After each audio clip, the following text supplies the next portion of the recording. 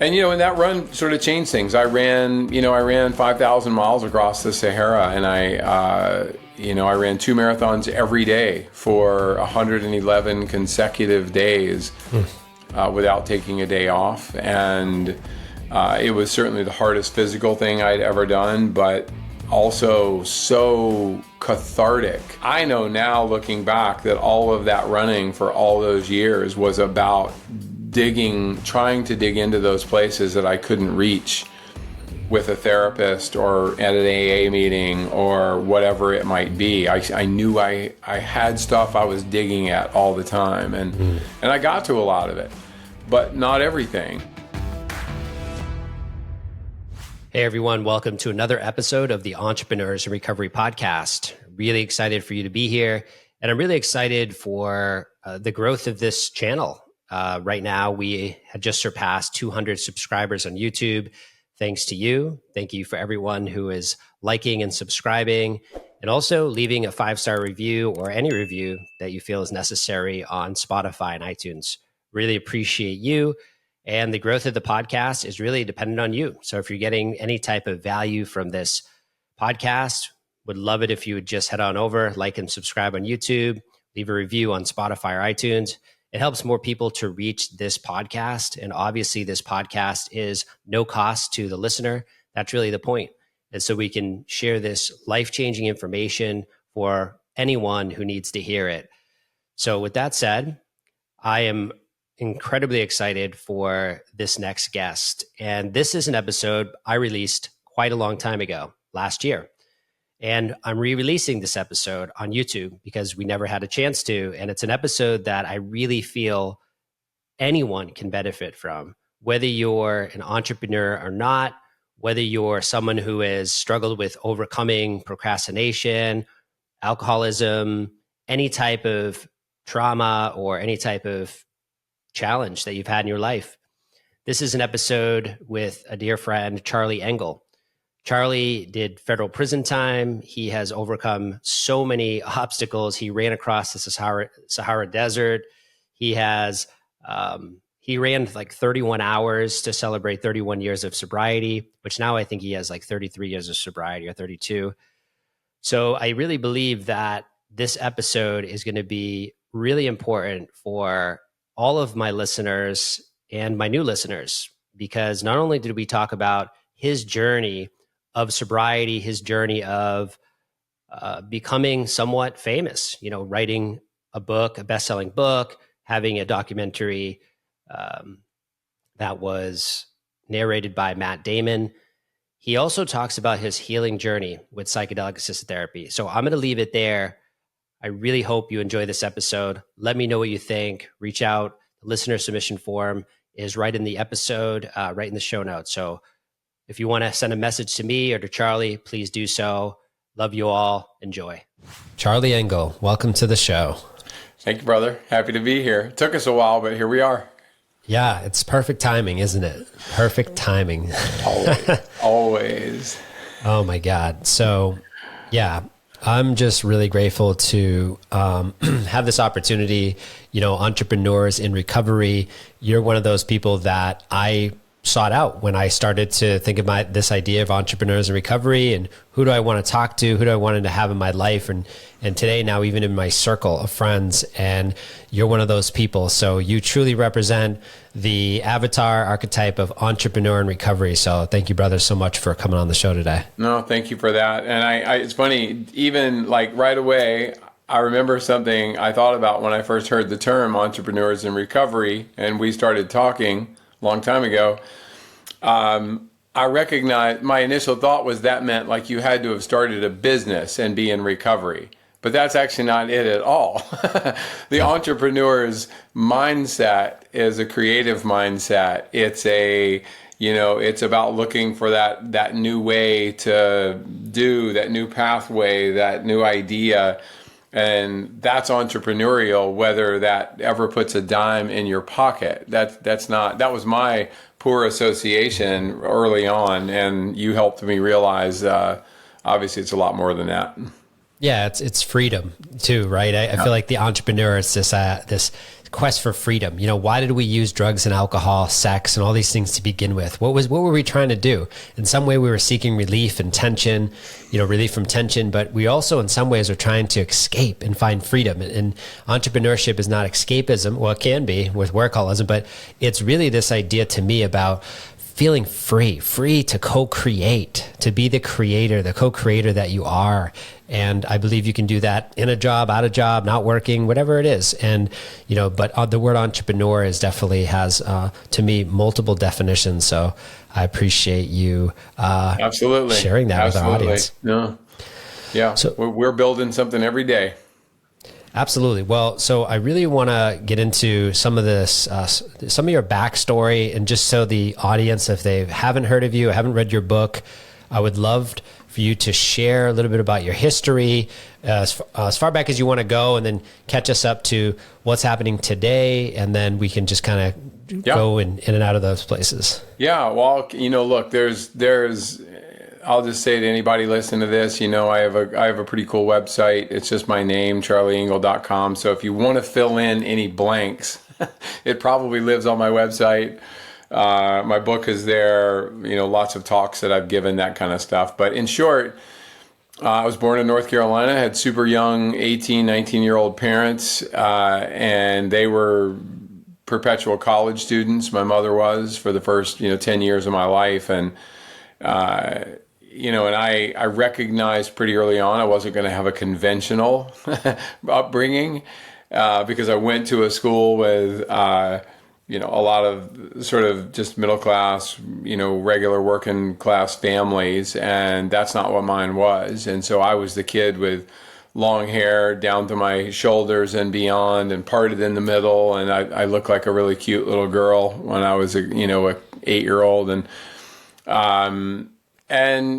I took a lot of crap for that, and it created a lot of stress in my life at an early time, and I sort of recognized I was going to be different. And this is like, I'm old enough that this is at a time when there was forced busing going on in elementary schools in the late 60s, early 70s, and I just remember my house was always filled with people, and happy people. I mean, my mom was a drama person major, and she was a playwright, and so there were cast parties and people over all the time, and a lot of drugs and a lot of alcohol and a lot of sex, a lot of nudity, just a lot of everything. I didn't know that other parents didn't walk around nude all the time until I went to visit other friends' houses, and and that was just the way it was. And it also impacted me in the sense that and by the way, none of that was inherently bad. It just was. We were really poor, but when you're a kid, you don't actually know you're poor. You know what I mean? I mean, you kind of know there's a difference between you and maybe other people, but it wasn't like I had this real epiphany that I was poor. But I remember after a particular cast party when I was 9 years old, a lot of people at my house in the front yard filled with dancers in tie-dye, because that's apparently all anybody wore at that time, and everybody's smoking weed, and there's nothing in the fridge, there's nothing really to eat, and nothing I wanted, certainly anyway. And I wandered up to the table. Nobody was inside, everybody's on the front lawn dancing, and I picked up a beer and I drank that beer. And I'll never forget the warm feeling and sort of that knowledge hit me. And as I like to say, it's like alcohol planted a flag in my heart on that day and claimed that territory for itself. And I didn't wake up the next day and start drinking, but I knew from that day forward that alcohol was going to be there to support me if I needed it. Like I had a reliable friend. And, so I went on with my life, and I moved in with my dad when I was in high school and played every sport and student body president and dated some cheerleaders and made good grades and did all the things you're supposed to do in high school, and got in trouble a couple of times for drinking, but, I was too busy to really do too much of that. And, I went to University of North Carolina, Chapel Hill, and thought for sure that there would be like a banner on the dorm that I was staying in saying like, "Welcome, Charlie. We're so glad you're here." And instead, what I figured out in about a day was that I was incredibly average. And, there were 4,000 other freshmen there at Carolina who had the same amazing resume, and, they knew how to study, they knew how to do things that I didn't. And the drinking age was still 18 in North Carolina when I went to college. And so what I figured out, it didn't take much time, was that I was not just a good drinker. I was an all-American, first team, kick anybody's ass in a drinking game kind of a drinker. And I became that guy in college. And it was 1980, or as I like to call it, the decade of cocaine.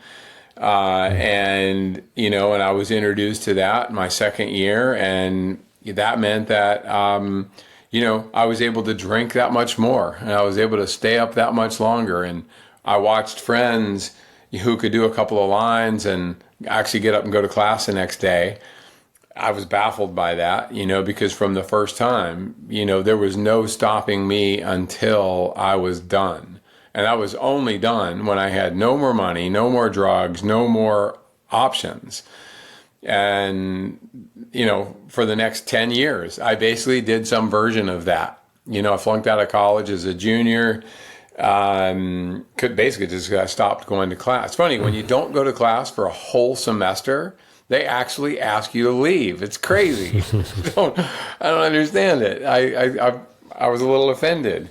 But I repeated this one pattern over and over and over, and it was this very recognizable pattern to most addicts, and that's, I would move somewhere new, I'd get a good job, I was always the top salesperson everywhere I ever was, because addicts are the best salespeople on the planet, and I would get a new girlfriend, I would kick ass for 6 months, I would decide to celebrate, and that celebration would involve drinking or some drugs or whatever, and of course I was just going to keep it under control.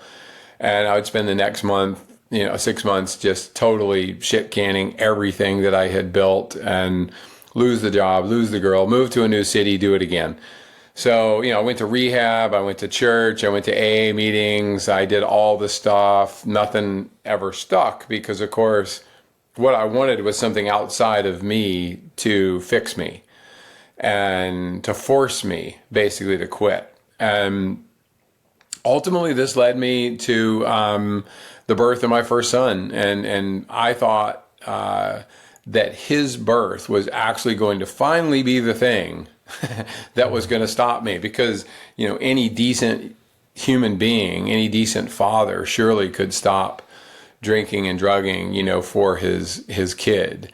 And for a few minutes that worked. Probably 6 weeks after he was born, nothing happened, and I found myself like driving to the worst neighborhood in town. Like I didn't have an argument with my wife or get fired from my job, but I just ended up in the hood, and I spent 6 days smoking crack and drinking and smoking meth and like anything I could get my hands on, and just killing myself. And that binge ended with me sitting on the ground outside a dumpy little motel room that was, I think, $15 a night, and I could no longer pay for it. And I'm handcuffed, not for the first time, behind my back, and the police are searching my car, and there's bullet holes in the car, and it's this whole scene, which I still see, right now, all these years later. I see it so clearly, like from above, in my head, watching this scene. And I remember watching the cop reach under the driver's seat and pull out a crack pipe that had been tucked like right underneath the edge of the front edge of the driver's seat. And I just always remember this very clear thought. It's like any sane, rational person would have been thinking, this is bad. Like, I'm in some real trouble here. This is not going to go well. Like, a policeman just found my crack pipe, and there's bottles and cans and everything in the car. And all I could think in that moment was, so that's where that was. It's like, literally all that I could think. And if he had handed it to me, like with a lighter, I would have just done the deal right then. And that's how that's how sick I was at that point. And maybe the greatest, single bolt of lightning thought that I've ever had in my life, popped into my head in that moment. And it still holds true today. And it was just simply that nobody's coming to save you. A whole lot of people in my life would have been willing and were willing at that time to support me. But they couldn't save me. I had to take the first step towards saving myself. And once I did that, then a lot of people would get on board. And, so I went to an AA meeting that night. And it's the first meeting. I'd been to hundreds probably by that point in my attempts at stopping. But it was the first one I'd ever gone to where I really was there to listen. I mean, I went to AA meetings before, and I totally kid you not, Jesse. I went to AA meetings because drinking was really screwing up my drug use. So my mission was to learn how to drink properly so that, I could manage my drug use better. And so I went to this meeting that night, and I got up the next morning and I went for a run. I'd been a runner in high school, and even through my years of addiction, I would have those periods where on my own, I would try to quit, and I always used running as part of that. And I loved how it made me feel. I loved to run as a kid. I love the freedom and the feel and the way it makes my heart race and my mind feels free. And that has always held true for me. And I committed that day to actually try to do, those two things, like go to a meeting and run every day for a month, and a tiny goal. And I did that. And then I said, I'm going to do it for 90 days. And my life got so much better. I just said, I'm going to keep doing this. And 3 years later, I had gone to a meeting every single day, and I'd gone for a run every day for 3 straight years. And run like 35 marathons in those 3 years also. And found this passion for running. And for me, there was no, AA, and, occasionally I get into a debate with someone around this, but AA was not enough for me. That couldn't be the only thing for me. I needed a physical outlet. My body, my mind, everything told me I needed to be physical so that I could actually address the spiritual and emotional. Like I had to burn off, as my best friend years ago said, I had to burn off the crazy so that I could actually get to a place to think about these other important things. And so, and that led me to a lot of things. I ended up being, for a while, the top ultra distance runner in the world, by some rankings anyway. I did a lot of really hard races around the world. I ran across jungles and deserts and mountain ranges all around the world. I've run across about 40 countries, including a very long run across the Sahara Desert. I became the first person to run across Africa and made a film with Matt Damon called Running the Sahara. He narrated and produced it. He didn't run with me. Of course. But, and that run sort of changed things. I ran 5,000 miles across the Sahara, and I ran 2 marathons every day for 111 consecutive days without taking a day off. And it was certainly the hardest physical thing I'd ever done, but also so cathartic. And I know we're going to get to some things during this podcast today. I know now, looking back, that all of that running for all those years was about trying to dig into those places that I couldn't reach with a therapist or at an AA meeting or whatever it might be. I knew I had stuff I was digging at all the time, and I got to a lot of it, but not everything. And Sahara really put me on the map. A lot of good things happened. I got an agent. I started giving talks around the world. I was the senior producer for a TV show called Extreme Makeover Home Edition at the time, which was the #1 show on TV. And I was just doing all these amazing things with, like at that time, probably 10 or 11 years sober. And then I do the Sahara, and you know this part of the story, but just to keep it super brief. a single investigator from the IRS in my small hometown actually opened an investigation into my taxes based on seeing the film Running the Sahara. He wondered how I could afford to, pay for this stuff. I guess he had never heard of Matt Damon at that point, but and it became a big deal. Front page of the New York Times. I got, arrested and charged with overstating my income on a home loan application, which who knew that was even a thing. And, this is 2010 and everyone remembers the financial crisis going on. And there was a lot of power and energy being put towards trying to find people to blame. And I sort of became one of those people. And I went to trial, which nobody does against the feds because you're probably going to lose. And I was actually found not guilty of providing any false information or anything like that. But due to a strange technicality where I signed a closing package and put it in the mail to the attorney, there was false information in the package, and it didn't matter whether I knew it was there or not. I attested to it by signing the closing package. That became mail fraud, and I was sentenced to 21 months in federal prison. So everything I had built, was gone, except for my sobriety. That was still there. That was intact, just barely. I had a couple of close, relapse calls.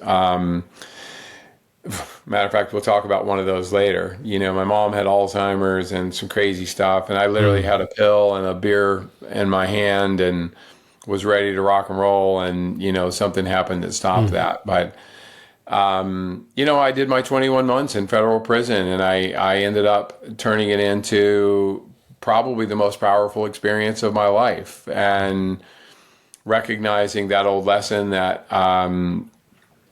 as my very first sponsor in AA said many years ago, to keep it, you have to give it away. And it's this idea that if you have something and you can be of service to other people by giving them that thing that you have, then you can have a truly successful and happy life. And I used that philosophy in prison, and I got there, 500 men in the prison and no runners. And by the time I left a year and a half later, I had 50 guys running with me every day, and a bunch of guys doing yoga on the softball field. And, and I was reminded that it is our choice. Our happiness is truly our choice at any moment of any day, at any time. It's still up to us, no matter what good or bad things are happening in our lives. And doesn't mean there's not pain and there's not struggle, but we have the choice to recognize it as a lesson and open our hearts and trust people not to, somehow beat us up even more when we're down. It doesn't always work, but I found that that's the only way for me. So a lot more about my life, Jesse, because we're friends, but that's the shortest version I can give of kind of how I got here today. That's beautiful. And just really thank you for weaving that story together. I've never heard it told that way. And I definitely heard some new things. And, there's so many areas we can talk about, and we can even talk about how you just ran 90 miles in the last week or two for your 31 year, right? Anniversary, for your sober anniversary. Yeah. That's my way of celebrating, man. So every year I had 31 years last week. 31 hours. Yeah. So I had 31 years of sobriety, and every year I run for the same number of hours to equal the years. And so this year was 31. And 31 hours is, my kids looking at me like, my kids are grown-ups, but they're like, Dad, you're 60 now, and you're running 31 hours. Like when you're 70, if you're still sober, like you're going to be running for 40 hours. Like, how are you going to do that? And my joke is always, I'm like, man, just one beer. Yeah. I could go back to the start, but I wouldn't do that. Or I would tell my kids they got to push me in a wheelchair for at least half of the time. But no, it's a great way to celebrate. 250 people came out. Ashley Addiction Treatment Center in Maryland was the beneficiary. I think they're one of the best treatment centers in the country, and we raised like $200,000 for scholarships for people who can't afford treatment, because the biggest problem with getting any kind of help in the U.S. is access to help. And not everyone can afford it.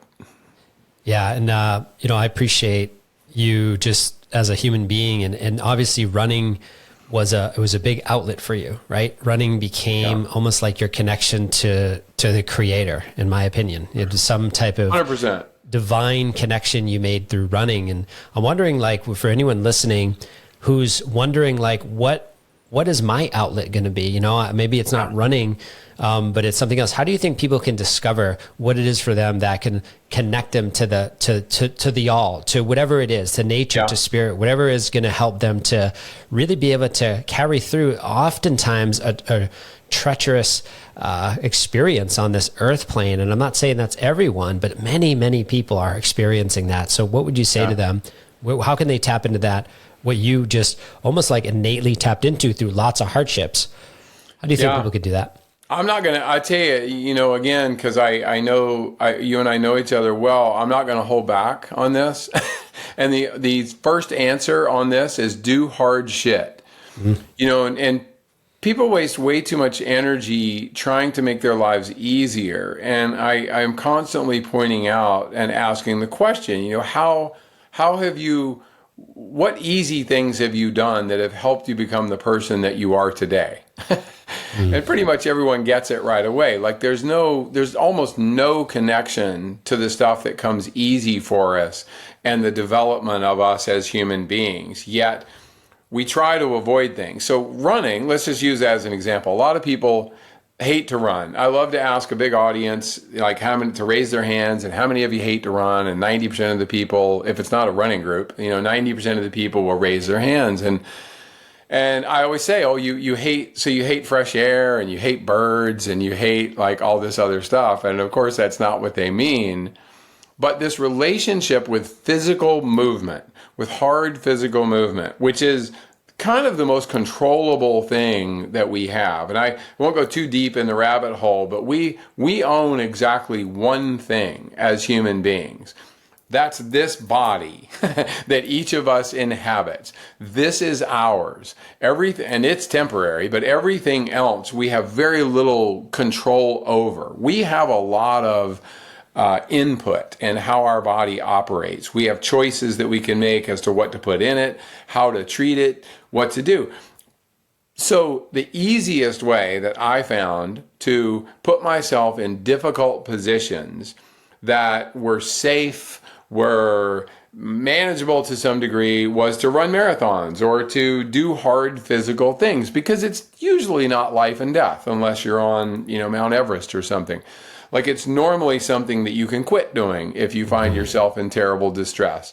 So today, and I still run 100 miles at a time, you know, whenever I get the chance in races or just like last weekend on my own for my sober birthday.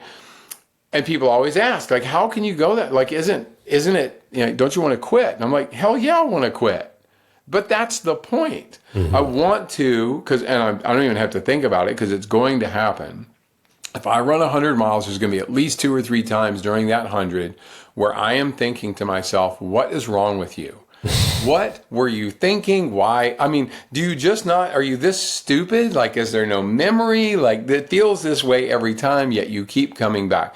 And what I always tell people, though, is those are actually the only minutes of the race that I actually remember. And by doing this, I actually know everything in my body and mind is telling me to quit. It's saying, quit. You've gone hard enough. You've done great. You're amazing. Like, you can stop now. And I know those lies, and so I ignore them. And what I actually know is it's a lack of calories. It's a lack of hydration. I can slow down and walk a little bit instead of continuing at the same pace. And by doing those things that I know to do, I'm going to bring my pain level from a 10 to an 8. Mm. But if you're at a 10 and you drop to an 8, it's like the biggest relief in the world, you know? And so the point is, the more often I put myself in that position, the more capable I am of handling problems in my marriage, problems in my business, all of the random things that happen. I mean, as simple as somebody I haven't yelled at anybody who cut me off in traffic in 20 years. Mm. And I used to be that guy that chased people down the highway. You know, even in sobriety, even in the early years of sobriety, I had so much anger and so much stuff that I just couldn't get to, that even though I was sober and going to meetings and running, I'd still let someone get under my skin to such a degree that I would chase them at 100 miles an hour down the highway so that I could try to beat them up or something. I mean, who knows? Luckily, I don't think I ever really caught anybody. Yeah. But the point is, we need to, you asked the question, we need to do hard things in order to allow ourselves room to grow. Yeah. And I'm wondering, something just came up for me. So I went through a recent experience in the last 24 hours that has brought in some, what feels like ancient wounds. Like they're so deep, they're so familiar in my body. And I attribute these wounds to aloneness and abandonment at a really deep core of me. And I'm wondering, like, despite having that, I do actions, right? It's not like I'm bypassing it. I'm feeling it today because I didn't do that in the past, caffeine, social media, or in the past, addiction of drugs and alcohol. But today it's like, okay, I'm many, many years away from that behavior. So there's new behaviors that can come and numb it out. But my question is, when people are faced with this, they're like, you know what, I'm going to do it today. I'm going to stop drinking, or I'm going to start that business, or I'm going to submit that resume. I'm going to go and do this. I'm going to find the love of my life, and I'm going to be all in on that. And there's something that happens, right? There's some type of thing in their body or their mind that goes, you can't do that. Or you can feel like something pulling you back.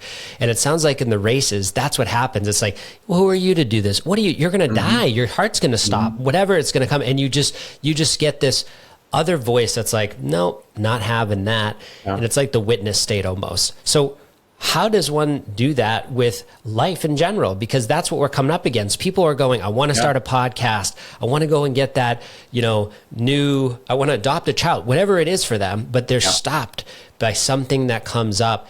And you seem to be able to have in many ways mastered that through the trials, through the fire. So what would you say to someone who's having that experience for them to push through? Yeah.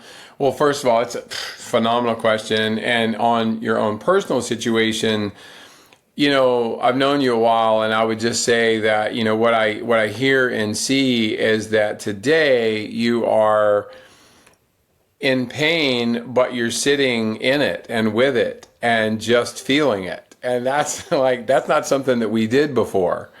What we did before was to find a way to counterbalance it, or immediately start looking for an alternative, or almost like a problem-solving exercise, rather than just simply having a feeling and sitting there.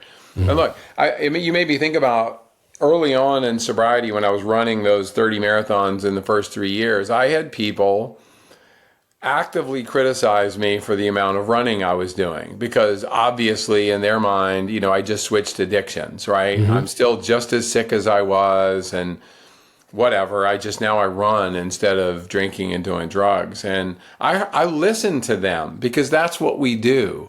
We hear those people, because a lot of them were people close to me, family, friends, and I ran those first 3 years trying to eliminate the addict. If I could have scalpeled that guy out of my personality, I would have. And because I thought that was what was killing me. I thought that was the part that was trying to kill me. And what I actually learned in those 3 years was the obsessive nature that I have, the addict nature that I have, it's all the best parts of me. That's what makes me good at shit. I'm good at things because I have that obsessive nature, and I can point my energy at positive things, and I can make stuff happen. And some of those people who were criticizing me for switching addictions, number one, I told them too, I'm like, look, I've never sold my car to enter a marathon, but I damn sure did that multiple times, when I was drinking and drugging. And I recognized that those people were anchors for me. They were anchors. Some of them were loving people, but they were afraid. They weren't concerned for me. And this took me a long time to really understand. They were concerned for themselves.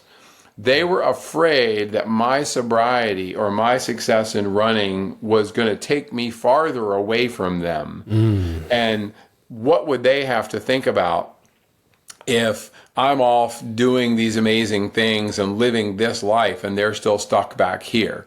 I'm willing to take them with me, but most of them didn't have the courage to make their own choices at that time. So what I say to people often is try to lovingly evaluate the people around you, but also have a little bit of cold, stark reality about some of those folks. And they're not trying to hurt you. They're trying to save themselves. So it's not, when you take away the hurt feelings and they're not trying to, it's their fear of what's going to happen to them if you succeed. I have another great example. There was a guy in prison that was part of my running group, and he weighed about 450 pounds when I met him, and super out of shape, but still young enough, like didn't really have big joint problems and stuff. But while he was in prison, and his wife was also very large, and I met her a couple times in visitation on weekends or whatever.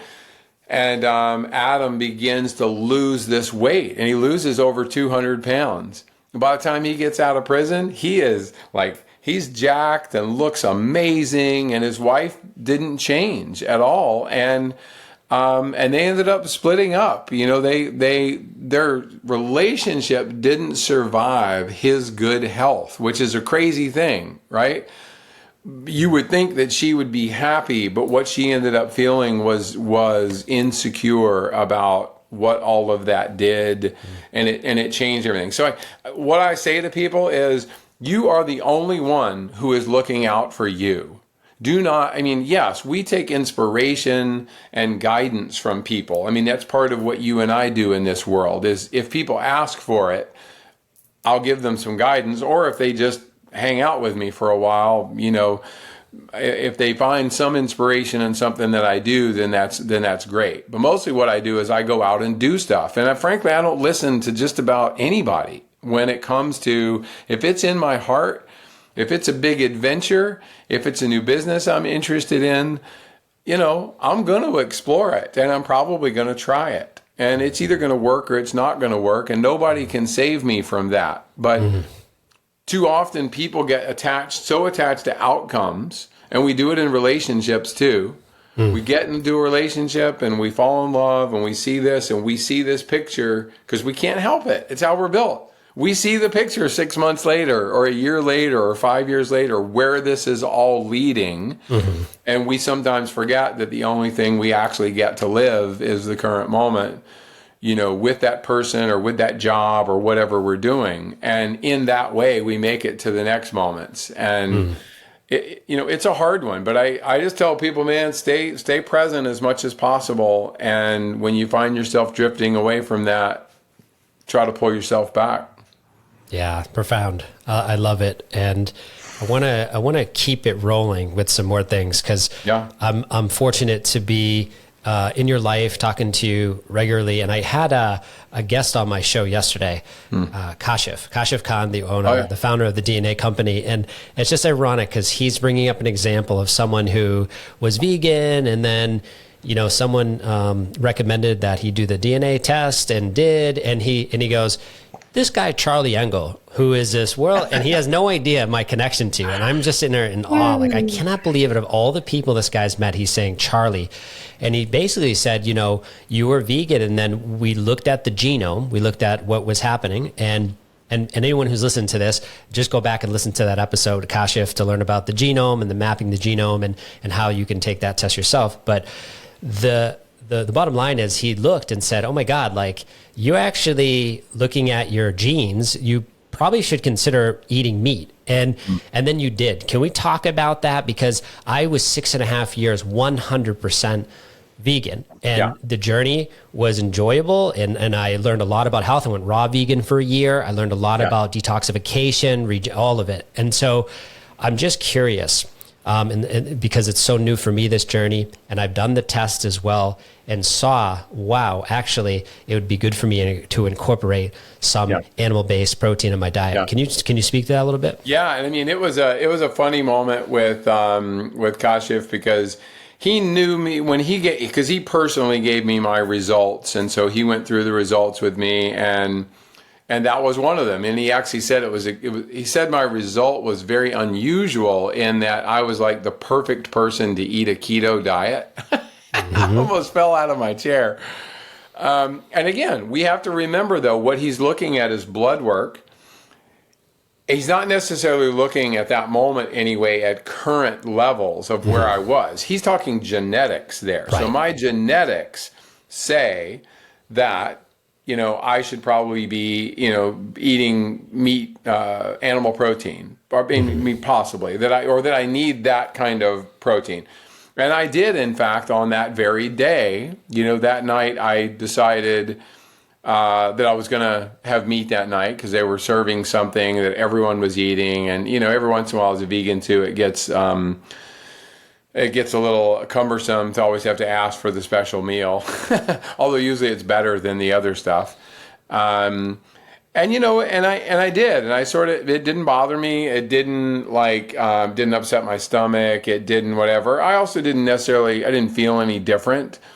For me, I did make a decision though that sort of stress it was going to cause me. And I did really want to stick with a vegan diet. So what I needed to do was find ways to do different protein. I didn't actually need, I had already eaten, I'm a guy that eats almost 1.5 grams of protein for every pound of body weight every single day already with just nuts and beans and vegan protein powders. And so I don't think anybody would argue that I get what I need. And my blood results actually show that. But the point was, look,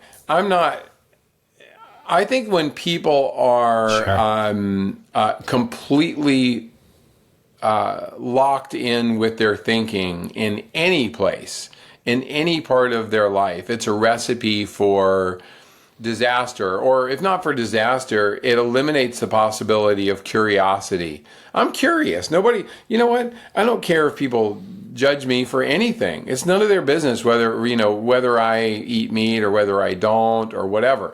I represent myself generally as being a vegan, although I for years have said that I'm a cheating vegan, because I travel to places where, man, if I didn't eat an egg, or if I turned down every single thing that had an egg in it or had some cheese in it, I would starve to death. It's easy to say when you got everything at your fingertips, but yeah, it was an eye-opener. I have to tell you before you jump in, one other thing, though. He also told me, and I don't know if he told you this, but he also told me that I did not, and again, he didn't even know my background when he's reading this off to me. He didn't know who I was, anything about me, really. And he said a couple of things. I do have the, what's called the endurance gene. So that made some sense, that I do have a gene that says that I'm probably going to be good at endurance sports. But I also do not have the addiction gene. He very clearly said, as I'm looking at this, you actually don't have any, you don't have the what they call the addiction gene. And then he looked a little farther. He said, oh, but I do see here that you have a tendency to binge. Whatever it is in your life, you have a tendency to, and that's me. That is me. And I didn't, though, when he told me I didn't have the addiction gene, I certainly, didn't go say, well, shit, then I'm just going to get a bottle of tequila and get busy. Well, and I love that you said that, because anyone who listens to that episode that I recorded with him, the same thing happened to me. I didn't have the addiction gene. My dopamine and my serotonin were extremely high. I had all the right genes to produce the right amounts of serotonin and dopamine. But when he looked at anxiety and he looked at repetitive thinking genes, that's where it showed up. And that's exactly the source of my addiction to numb out, is the anxiety. Well, and you add that to environment, because exactly. Environment, obviously, of set and setting that we talk about all the time, that plays a big role. And so does it make me, do I sit around and wonder now, gosh, I wonder if I could actually now, because my life is much different than it was 30 years ago. Could I sit around and have a couple of beers? But the question that follows is the one that I ask people every single day now. Because people come to me all the time, because I'm known as a sober person. People come to me all the time and say, look, I think I might be an alcoholic. How do I know? And my answer is, I think years ago I probably had an answer. I don't even remember what it was, but my answer now is, what difference does it make? You only need to ask yourself one question, really. The behavior that you're concerned about, how is that serving you? Like, that's it. Like, how you don't have to come, oh, I am an alcoholic, I'm not an alcoholic, I am a drug addict, I'm not a drug addict. How is that behavior serving you? If those 2 beers or 5 cocktails or whatever it is that you're having, even if you're making, $10 million a year and you got a gorgeous wife and family, but you're drinking yourself to sleep every single night, like, how's that serving you? And make your choice based on that, not on some like label that you feel necessary to put on yourself. Yeah, I mean, and also too, Yeah. like we talk a lot about drugs and alcohol with addiction. It drives me insane. Like, how about emotional addictions? Yeah. How's those emotional addictions serving you that you've had your whole life that maybe even was passed down generationally with like the chronic people pleasing and the codependency? Because a lot of times those are the root before we get to the physical addictions like substances. And I mean, not the root. The root could be trauma and fear, of course. But when we look at the emotional addictions, we just don't talk about that in society. It's like, oh, he's a fentanyl addict, he's a drunk. But those same people a lot of times are people who are struggling with other addictions that they don't label addictions, where maybe it's they have a chronic tendency to perfectionism. And that's not serving them, and they know it, but it's not considered an addiction, but it's certainly causing problems in their life, and especially in relationships. So I just want to always bring awareness to that as well.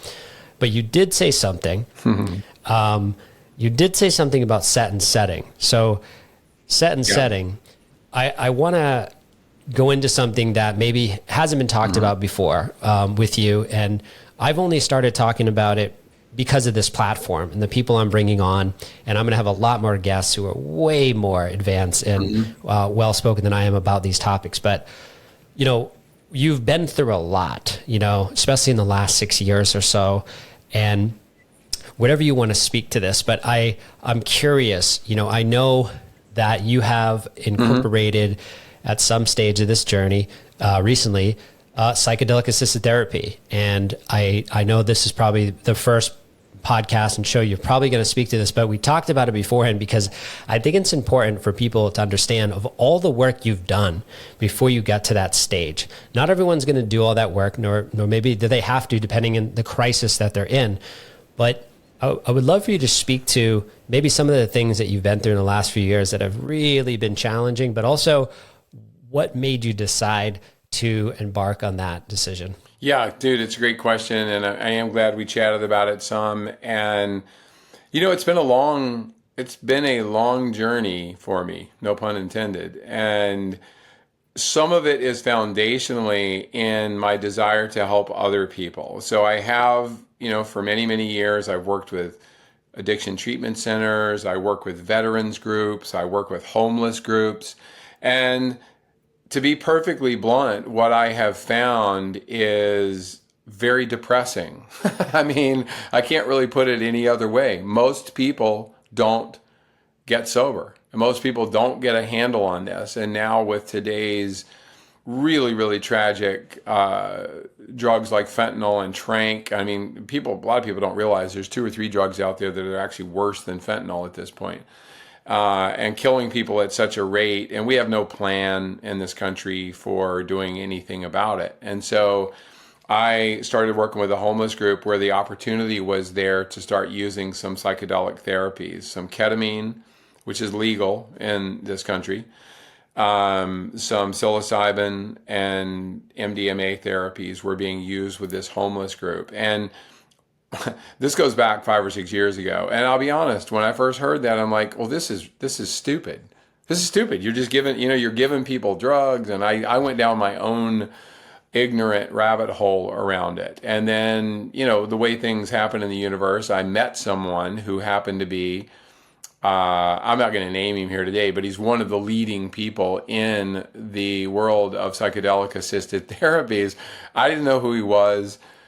I saw him at a conference, went up to him afterwards. We had an hour-long conversation. I don't know why he gave me so much time, but by the end of that conversation, I understood that this was a way to help people stop doing drugs and drinking. You know, I did 12-step recovery. I went to rehab. Mine was fairly traditional. But in this country right now, less than 10% of people that go to rehab in the US will actually be sober a year later. Now, some of them might continue to try and eventually get themselves sober, but the numbers are so low.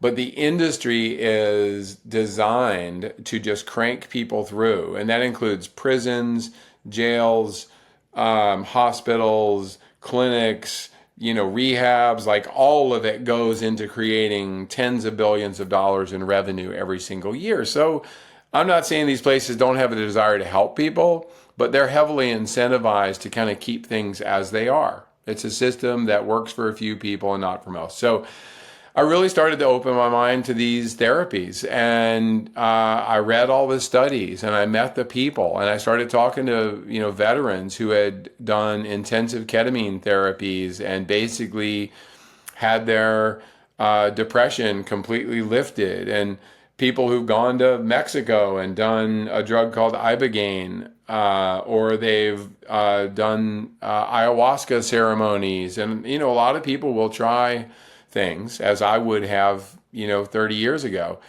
And I began to realize that this was not only worth looking at, but that the science was actually telling us that this could even be a better, or certainly a companion type of a therapy to traditional therapies. So you can do cognitive behavioral therapy and talk therapy, but you can also do ketamine therapy or psilocybin therapy. So then I met a researcher at Johns Hopkins, and she has facilitated more than 10,000 sessions with psilocybin. And by the way, I should also say this for listeners' benefit. I spent nearly 10 years of my early sobriety on an SSRI called Paxil, an antidepressant. And, and I had a lot of issues. I mean, they cause a lot of issues. They cause sexual issues. They just sort of flatten you out. And I'm not saying they're not, again, they can be effective in the short term, but it's not a lifelong answer to depression, is to stay on an SSRI forever. There are other ways. And so I had that previous experience for myself. And so when I met this woman from Johns Hopkins and began to understand, we developed a friendship. And, I don't need to tell the whole story, but I got an opportunity in a very beautiful location on an island with, some safe folks and this amazing facilitator. Just on one particular day, I got an opportunity to do psilocybin if I wanted to. I called my sponsor. We had an hour-long conversation that day, where the point was just digging into why I wanted to do this, or why I might do this. Was there any part of me that was seeking getting high? Was I what was it about this that made me, want to try? And so we came to the conclusion together that I was in a very safe place. I was with really safe people, and that wasn't an issue. And so I had this experience, and man, it was just the most, it was amazing. I had my mother had died the year before, 2 years before. My personal life, my wife has been sick, with cancer for a number of years at this point, and had been as of a couple of years ago. And I just had a lot. I was carrying a lot, and I essentially spent, 2.5 hours crying and just having this hugely cathartic experience.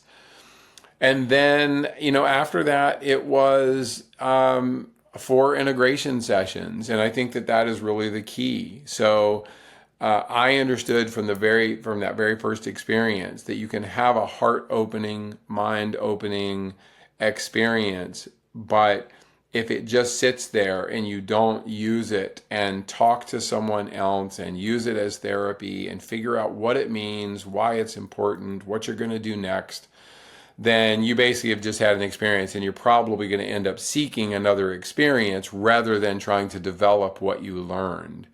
So for me, it was a perfect I mean, honestly, it was a perfect experience. And I was, and I've had I had many opportunities over the course of a couple of years to do it again. And I didn't like say, oh, no, no, no. It just, I knew inside it didn't feel right. I wasn't ready for that. And then flash forward, and well, let's stick with that. I don't know if you have a question about that first. Well, no, I'm very grateful for the transparency and the vulnerability to have this conversation. And the question is like, why are we having this conversation? I mean, the reason why is how you opened. There is a huge gap. There's a huge issue going on. 100,000 people dying from fentanyl every year. I mean, and that's just a tip of the iceberg. There's even more. The suicide rates, all these things that are happening, mental health crisis.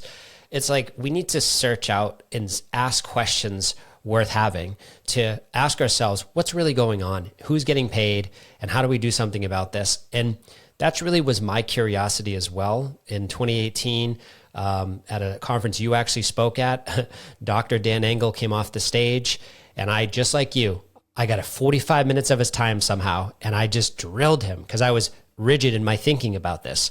And I just drilled him like, why would someone with long-term sobriety, abstinence, choose to do psychedelic-assisted therapy? And he looked at me like he was really confused. Like, what do you even mean? Because he doesn't look at it as a drug chasing, getting high. He's looking at like these are medicines, brother. Like these are medicines that are, when used properly, can connect you to your intuition in the deepest ways, to connect to the deepest rooted trauma in your body, and how you integrate them is everything. And so I was like, what? And from that day on, just like you, all these things lined up without even me trying. One of my friends who was 8 years in AA, in recovery, decided one day to take, and I don't recommend this, but he took 2 grams of mushrooms and went into the woods and told me about the experience. And it transformed a lot of the things that he was holding on to. So a lot of these patterns. And the point is that it was just right in front of my face so much that I said, eventually, I hired a psychedelic-assisted coach. I did all these things before I ever made any decision to do it. And not everyone's going to get that opportunity. But I want to just bring things to the awareness on this show. Like, we're acting like this isn't happening. Oh, like my son's not watching porn. Well, guess what? He probably is. The statistics show the amount of, so that's just one example of like us not having these blinders on with these things. And I just want to bring awareness and bring stories like yours where it's like, why would you do that? Your life was so good. Why would you ever do that? But the reality is there's a lot of therapeutic benefits and beyond therapeutic benefits, even spiritual benefits. And I said it earlier, too, I run, and I have run 150,000 miles or more in my life. And I'm not saying all of that was in search of some answer. I like to run. So, but buried in there is this great desire to dig into these parts of myself. Because somebody who's never done it before, when you run 100 miles, like you will be empty at the end of that. And the way I literally have this visual in my mind of emptying out every part of me and then refilling it with what I want to put there, and then I'm going to go, and I'm human, and I'm going to go about screwing it all up again.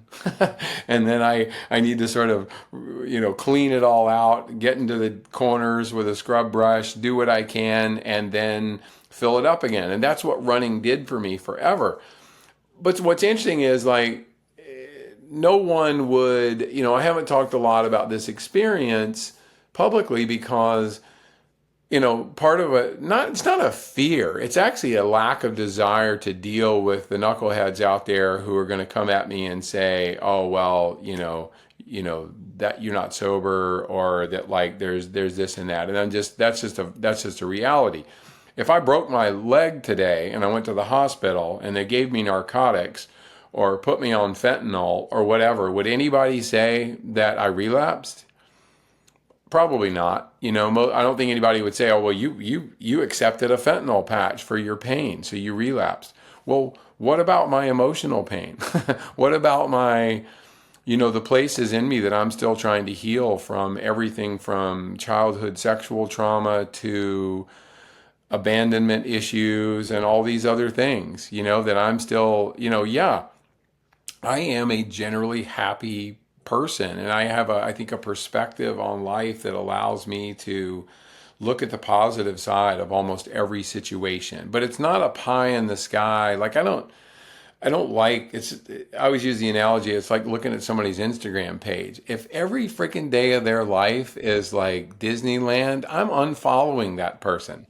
Because that's not reality. What I want to show and remind people is vulnerability saves lives. And I'll give you the best example that I like to use just briefly. I work with these two very big veterans groups. I won't name them here, but I work with them in therapy, in stopping, drinking and drugs, in a lot of areas. And what I can tell anybody who wants to question these kind of therapies as positive, I ask them one simple question. So a couple of grams of psilocybin with a qualified therapist who can help that guy or girl find a path out of their depression. Is that better, or is a gun in their mouth and pulling the trigger better? Because that's what they're doing every single day at record pace. Right now, 6,000 veterans, especially combat veterans and special forces, commit suicide every year.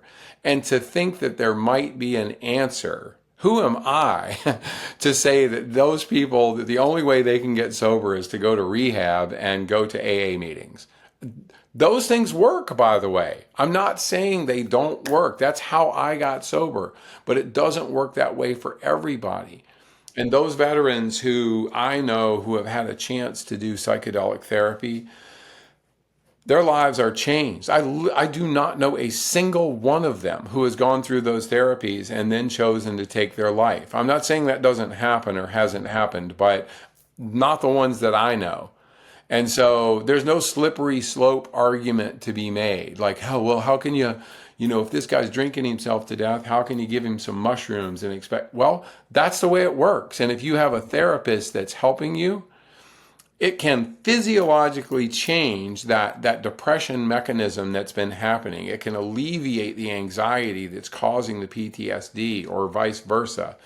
And I've seen it firsthand over and over and over. And by the way, these drugs are going to be, all of these drugs are going to be legal within the next couple of years. And there's going to be a clinic on every single corner.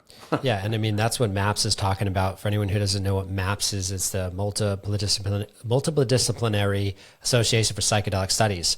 And they're leading the charge on, MDMA assisted therapy. And they have the science, they have the peer-reviewed science about MDMA assisted therapy being a breakthrough therapy with veterans and literally healing PTSD, not treating symptoms, like 80% at an 80% success rate in some of the studies. So it's just coming. And I just want to be a voice on this channel to just talk about it because there's so much not talked about. And, I'd rather just bring things out of the shadows. And of course, I'm not the only voice, but to just let's just talk about it. It's not for everybody. It's just like running marathons is not for everyone.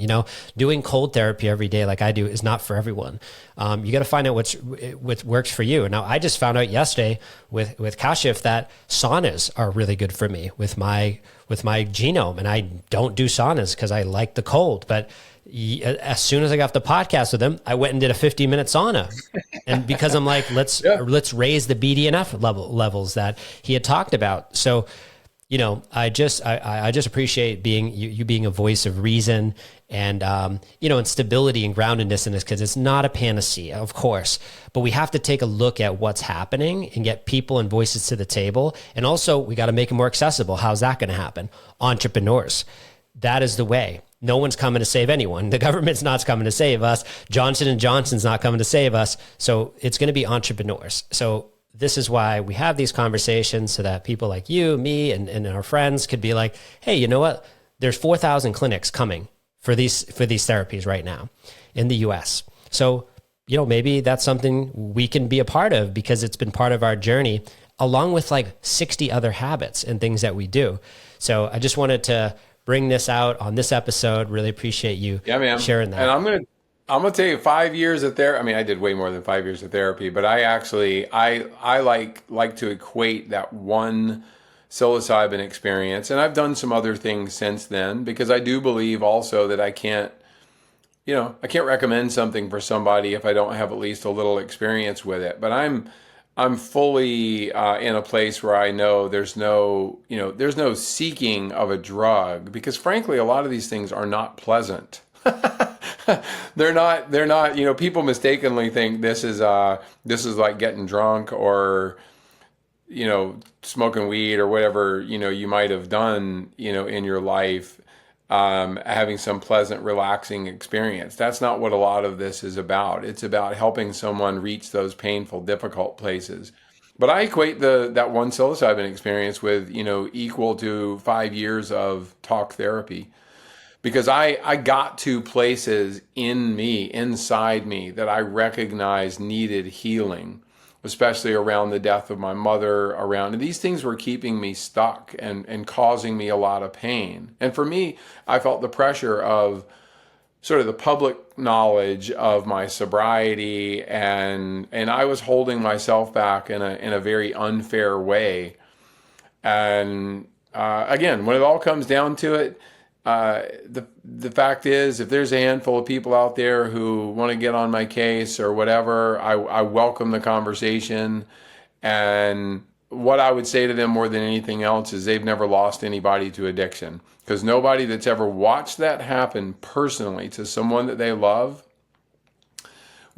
there's nothing they wouldn't try. Absolutely nothing in the world that they wouldn't try to save that person in their life. Yeah. I'm glad you said that because that's the other part that I don't talk about on the show is the people reaching out to me because I've been just a little bit public about this and they're telling me about their son who literally have overdosed on died and been brought back to life multiple times, hopeless situation, multiple rehabs. Finally, because I spoke up a little bit about it, said, what do you think about X, Y, and Z in this space of psychedelic therapy? And I said, these are the places I know because I chose to learn. And that person had a ceremony, a son and a father had a ceremony together. And now that young man is sober. They now are they moved to a new place in Arizona. They are like on it. And I'm just like, amen. And it's goosebumps, man. Yeah. Seriously. It's just bringing it to our reality. It's not like we're trying to sensationalize. It's just like, this is just our realities that we live in. We're put here. We want to speak our voices and give back and share. And for some reason, these things just came along. I didn't choose this. It just came along and they were here and there's this renaissance happening or whatever, but it's just happening in my state. It's happening in the country. So yeah, it's beautiful. It's a great thing. And look, man, I'm a big fan of a saying that I don't know if I've ever heard anybody else say it, but I use it all the time. And it's like, if you don't have a few haters, you're really not trying hard enough. Like nobody who, if you're trying to actually improve things and make a move and do something, there's going to be even if you're just I don't mean just, that's the wrong word. Even if you're an entrepreneur trying to start a new business, I don't care what it is, there's going to be people who are saying, what are you doing? Like, you can't do this. Like, you don't know what you're doing, or this business fails every single day or whatever. Fuck, I'm sorry. I get so frustrated with the chatter that comes from people who've never accomplished anything themselves, yet they are the experts in telling other people how to not accomplish things. And it drives me nuts. And I mean, when you back to even what we we're just talking about, I mean, nobody ever, like literally nobody ever died from a psilocybin overdose. I mean, I'm sure there's some case where something tragic may have happened with a drug, but like it's not a physiological thing like. Psilocybin is literally the safest psychoactive drug on the planet. Yeah. So like psilocybin is safer than like alcohol by a mile. I mean, so many things. So yeah. And it's just doing a little research. Like I love when I hear this said on other podcasts. I love, it's like, just do your own research. Like if you don't agree, if there's something that you're, being triggered by, just do some more research. There's a lot of research out there. You can start with MAPS or the Psychedelic Medicine Association. You can watch How to Change Your Mind. Like there's really good resources out there. And start with a professional. Like what you're saying. Like don't, even though your friend ended up having a great experience, I'm just saying it right here, like very clearly, don't be the person who goes and, gets their hands on some mushrooms or some MDMA or whatever and has an experience by yourself. First of all, that's not safe, especially, I mean, it's just not safe. There's no even especially. Like, have a professional involved. There may come a day where if you get comfortable with this particular therapy and it's at the guidance of a professional, that you might have private or personal experiences that you're having. And I think that's a common trajectory, for this. But in the beginning, it's incredibly important. You have multiple conversations, just like you did, before you do it. You do it in a safe place with a professional, and then you have lots of integration and follow up afterwards. And you journal, you talk about it, you get an understanding about what the experience meant, why it helped you, all of these things. And if you do it that way, you're going to have a good result. Yeah, absolutely. And, like I've actually guided people through my coaching, like people I didn't even know that would happen. I never even talked about my story publicly to them. And, they're like, hey, I'm thinking of doing this microdosing and I need help. And I'm like, well, I just so happen to have actually taken a training on that. And I've actually had personal experience. So let's do it. So I've been really blessed to make a decision for myself and then have people come in and guide them, even at very, very successful entrepreneurs. So it's all good. I want to actually ask you this question. What is Charlie's highest vision right now? You've accomplished so much, so many things that you've been able to do that, it's just not going to be possible for many humans on this earth plane. But what is the highest vision for you? What's coming up for you? What's your highest intentions for the future right now? Yeah, thank you for that. I mean, I've had this, you've heard me talk about it before, but I've had this vision for many years of, first of all, adventure is always first and foremost for me. I love adventure. And it's not like, you see a lot of adventures on TV and films and whatever, and it's all about the athletic accomplishment. I care so little about that, I can't even express it. I'm not saying that, I'm doing hard things very often. And so there's that physical piece of it that, sure, I'm proud of myself for having pushed through pain or whatever it is. But it's cultural exploration for me. Like I've had a chance to run across more than 40 countries. I mean, all the way across 40 countries, not like going there and running a marathon. Like I've had these amazing, immersive experiences. And what I want as a 60-year-old is to continue doing that for as long as I can. I don't put a number on it, not 70 or 80 or whatever. I would like for my, last day to end in some village in South America that I never visited before. And, to that end, I have this big expedition coming up in January of 25, so about a year and a half away, that takes me from the Dead Sea, which is the lowest place on the planet, to the top of Mount Everest, which we all know is the highest. And those 2 points are about 4,500 miles apart. So human powered. I'm gonna run, kayak, swim, dive, mountain bike, row, climb, all the way across that big expanse of land and water and jungles and deserts and mountains. And the reason it's important to me is I will cover every ecosystem on the planet. So it's deserts, oceans, and high mountains, and includes cloud forest and jungles in India. And I will encounter nobody in the middle of the Sahara Desert, the Arabian Desert, and I'll encounter a billion people in India as I cross. So every single extreme, I'll cross the Indian Ocean rowing 1,000 miles across the Indian Ocean, where I'll be completely alone doing something that frankly I've never done before. So I'm in the process of learning how to row a boat. And all of those things actually speak to, I hope, who I am. Skill level and preparation is so overrated. It can't trump curiosity. Curiosity is what drives me. I'm eminently curious about just about everything. And I want to know more about myself, and I want to know more about the regions of the world that I'm going to cross.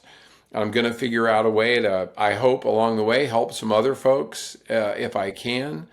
But, advocacy in addiction recovery, this saying very well, we talk about attraction rather than promotion.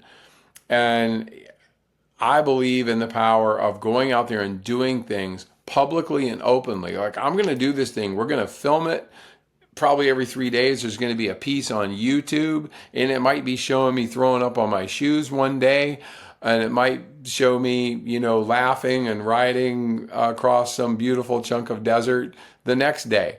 And, the point is to show the lows and the highs. I mean, it is the lowest to the highest, but it's this never ending journey that we are all on, in this life, and withholding judgment. I'm still a person that what I think in my head half the time is not reflective of what ends up coming out of my mouth. And, we're all works in progress. And the only way I know how to continue to improve myself is to get out there and do things. So that was a long answer to a short question, but like, I'm going to Costa Rica in a couple of weeks, and I'm planning a little lowest to highest adventure in Costa Rica. And it'll take like 4 days to plan this. I mean, to actually do this thing. But like, it's just I like the physical when I'm in the water, when my feet are on the mountain, when I'm riding across a desert, whatever it is. Like, that is when I feel absolutely most connected to the planet. And when I don't have this thing, by my side all the time, or at least I don't have a connection. You talk about addictions, and I'm right there with most people. I don't do much social media, but I look at this damn thing 200 times a day as if my life is going to be changed every time I look at it. And if 60 minutes goes by when I don't look at it, I might have missed something incredible. And it's just it's terrible. I'm embarrassed for myself that I still fall into that category, but I'm willing to admit it. Absolutely. I mean, I'm in the same boat. It brings validation, approval, all these different things, and certainly dopamine hits. I think that, yeah, I love all this. And I'm just curious, how can people find out about this race, or how can the people follow you if they want to follow up or bring you on to speak, or what's a way for people to find you? Yeah, man. The easiest way is just the website. It's just charlieengle.com, which you can put in the notes, and like everything from, I do a ton of speaking, as you know, and I've spoken at everything from the United Nations to NATO headquarters in Belgium to, 100 Fortune 500 companies. And I speak a lot on resilience and on the simple idea that, what happens to us in life isn't nearly as important as what we do about it. The other talk that I give all the time is the one where it basically, I should just title the talk, "Nobody Gives a Shit." Because we always think that if people knew the stuff that we did, or the this and that somehow they wouldn't like us. And in fact, the more, and you and I agree on this wholeheartedly, the more vulnerable we are, the more we discuss our hardships and our shortcomings and all these things, the more it invites other people to have that conversation, with us. And so I'm a very easy person to reach. So if I've struck a good or bad nerve with anybody on here today, please write to me on the website, and I will 100% get back to you. Yeah, and I do want to make a plug that the two of us this year, we did an event with BHC Financial and Resilience, and came together and really brought together my facilitation and your just speaking ability, and we were able to hold space. And that was a great event. So thank you, brother, for that opportunity. It was beautiful. And I think there's a lot of companies, they're a financial company. Yeah, there's a lot of companies like that are open-minded and interested, and realize that another speaker talking about, how to build a PowerPoint or a spreadsheet is not going to help their employees. And we're in this place where, as I like to say, you actually can't motivate people particularly, but you can absolutely inspire them. And they need to hear different points of view in a way that makes them, again, the running with me, I don't expect anybody to run, but if you're not taking care of this one thing that you own, by getting out and moving your body, you're not doing yourself any kind of justice. I love it. Well, Charlie, it's been an honor, a pleasure, always is. And I'm looking forward to following your journey, staying connected to you as a friend. And just thank you so much for your time. Thank you, brother. I enjoyed it.